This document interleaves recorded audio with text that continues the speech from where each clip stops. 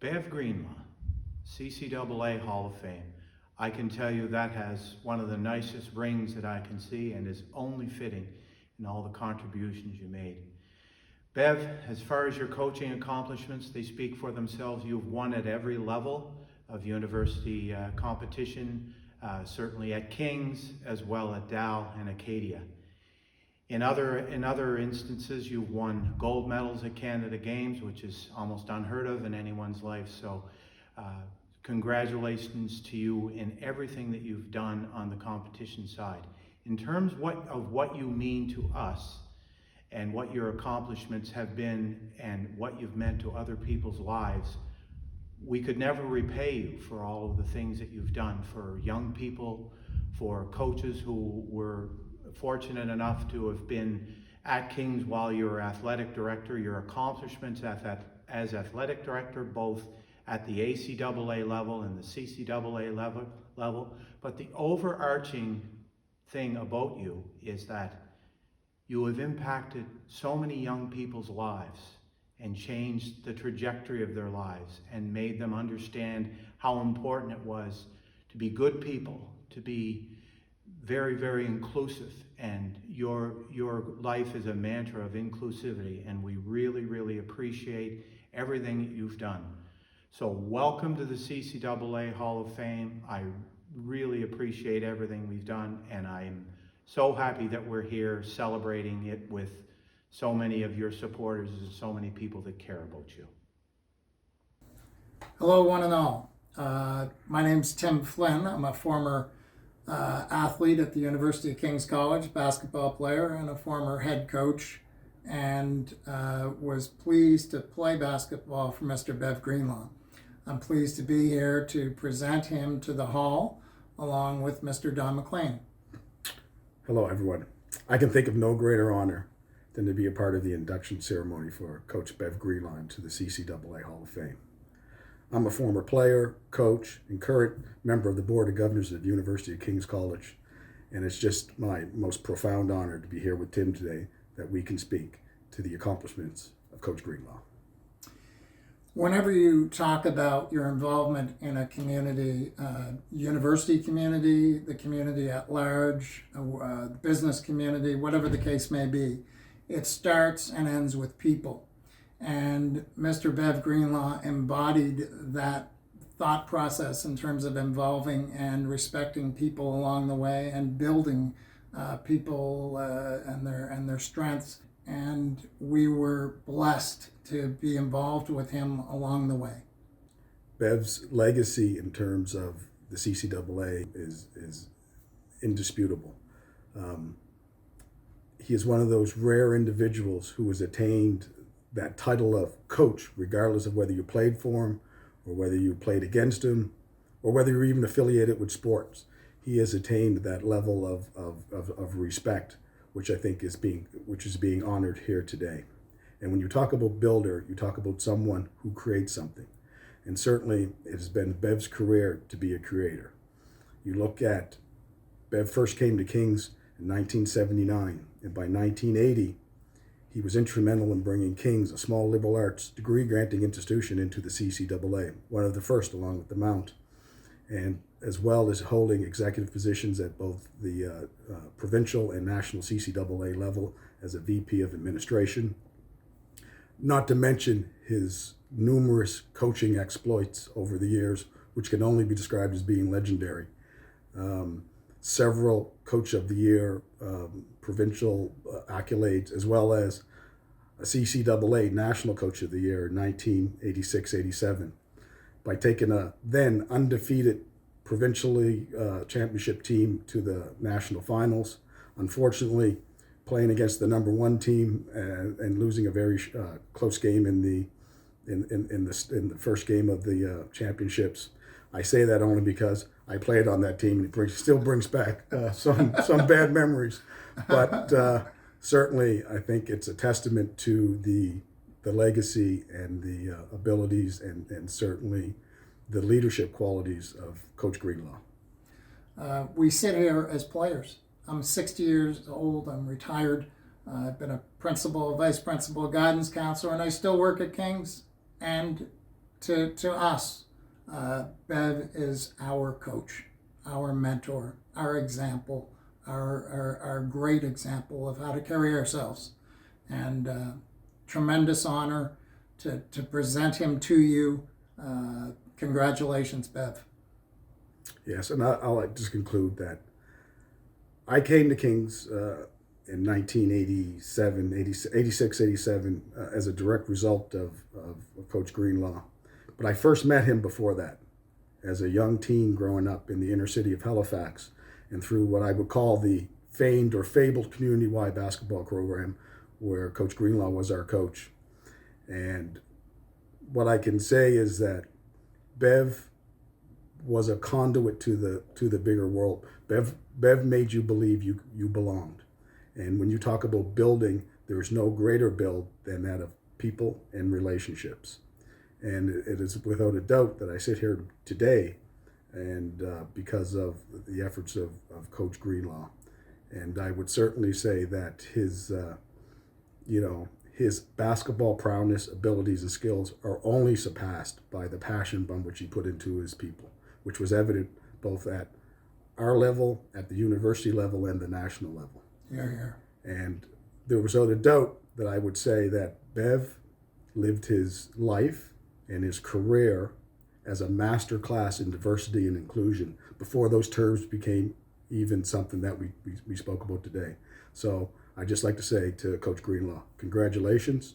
You deserve it. It's an honor to sit here with Tim today to be able to induct you into the CCAA Hall of Fame. And again, I'd just like to end that. I'd like to say that to this day, I consider Coach Greenlaw to be a true friend. Congratulations, Bev. First, I just got to say that you guys, I always told my players, you're smarter than me, and you'll end up a lot better than me, and you have. And this Flowers, Tom Waits' song, it's the piano is drinking, not me. This flower is kind of on that scope. Can't get it straightened up. Anyway, first, my eternal gratitude to the CCAA and the ACAA for accepting me into the Hall of Fame. I am genuinely and sincerely more grateful than I can properly express or than you can ever imagine. I am acutely and deeply aware, and you know why because you've been listening too, of how very fortunate I am to be included alongside this talented, extremely impressive list of high achievers. 3 amazing athletes, 3 exceptional coaches in 3 different sports, and the builder who transcends sport. I forewarned Jude on that note. Got to give a special shout out to Judy Smith, who was here before any of us, with Ken, and Bucky. And from what I understand, Jude, you're still contributing your institutional knowledge, your calm, and your wisdom to the organization. You are indeed a rock.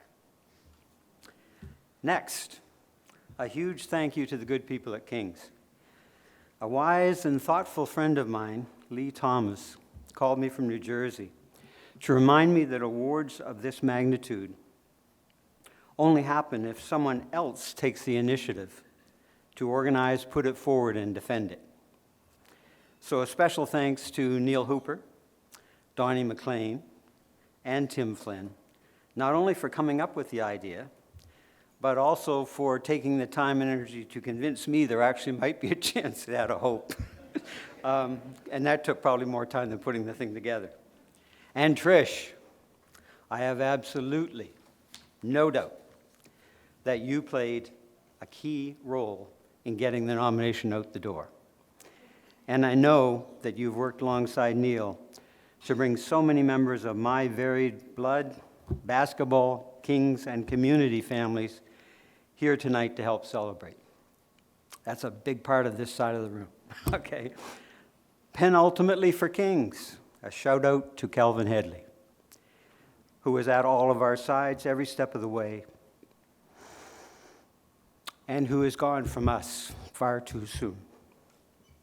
President Leahy, thank you especially for making time in your schedule to be here, for your leadership, and for the thoughtful changes that you are helping to bring to King's during your tenure.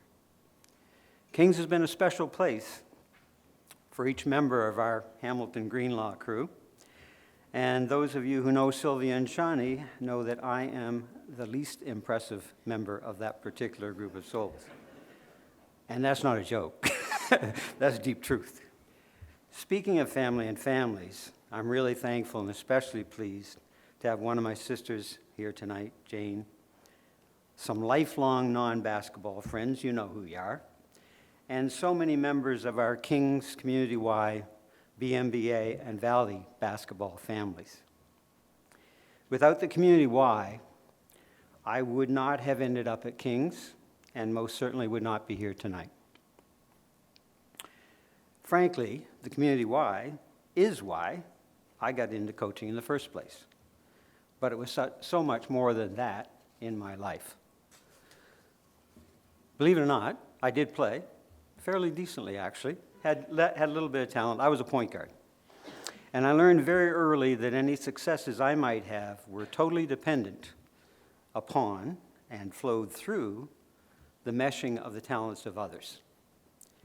So with no hesitation, I can assure you that my standing here tonight is due to the talents, dedication, and energies of all the amazing players, fellow coaches, and other team staff who gave me far more than I could ever give them over what, as it turns out, is nearly a half-century of coaching.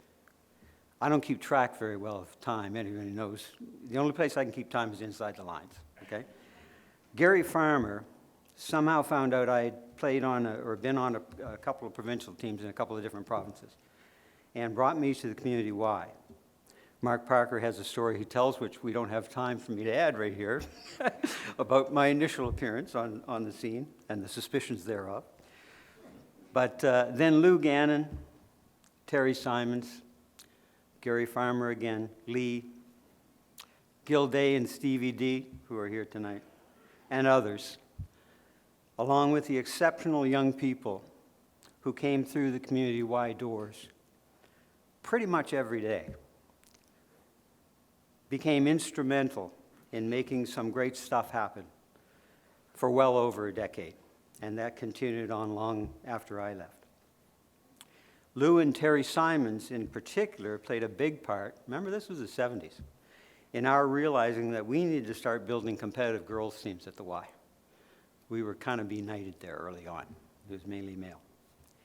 Rod Shoveler talked me into coming to King's in the late 70s and agreed to let me remain a volunteer coach at the Y while accepting the princely stipend of $300 to go pro and coach King's.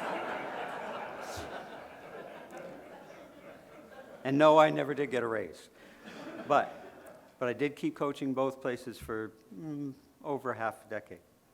These two foundational places and spaces showed me what could be possible in building true family and community through coaching. They gave me ways to help others make meaning in their own lives and make their own meaning while sharing something I'd loved since I was a kid. So, I am more than humbled by the Community Y presence here tonight, and am particularly pleased that several of you overlap as Community Y, Kings, Canada Games Gold, and other national medal-winning provincial team members.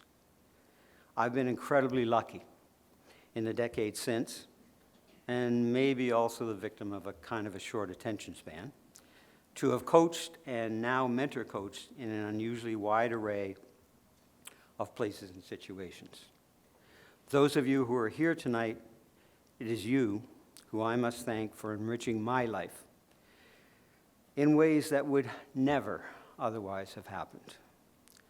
I am so very impressed by the young men and women you have all become. Not quite so young anymore, but you're still damn impressive. The citizens you are, and the contributions you have made and continue to make to our province, to our nation, to our world. And I love that so many of you have chosen to give back through coaching, and some of you at very high levels. And pretty much every one of you that I ever coached against, you were better than I was. And I don't make that up. It's true. I didn't like it at the time, but it's true. We got 5 minutes, so I just want to say one more thing. The CCAA took a big chance back in 1981 by admitting its first degree granting institutions to what had up till then been solely a college-based organization. Looking at today's ACAA, 8 of the 9 members are degree granting, and there seem to be degree granting institutions sprinkled among several other conferences throughout the CCAA.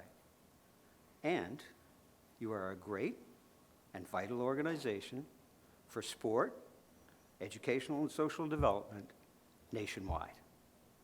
In short, you were ahead of your time. And you have continued to flourish. May it ever be thus. Thank you.